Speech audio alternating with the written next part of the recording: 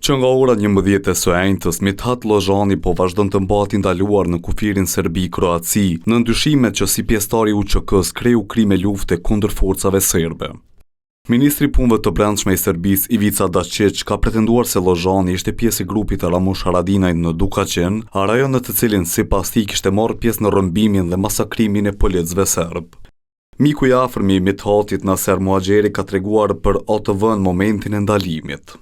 Jena kontra kufirin në Kroaci, Serbi, aty tha na kanë ndalu kontroll, edhe ja kanë gjetë kartelin e veteranit, edhe kanë marrë. Sa i bën pjesë në listën e veteranëve ka konfirmuar edhe vetë kryetari i OVL-UÇK-s. Ai djalë ka qenë në Shqipëri një kohë shkurt me sa diunë, ka bëu disa ushtrime, po me rëndësishëm veteran është që s'u mund të thonë që është veteran. Një ditë pas ndalimit ka reaguar edhe Ministria e Punëve të Jashtme dhe Diasporës.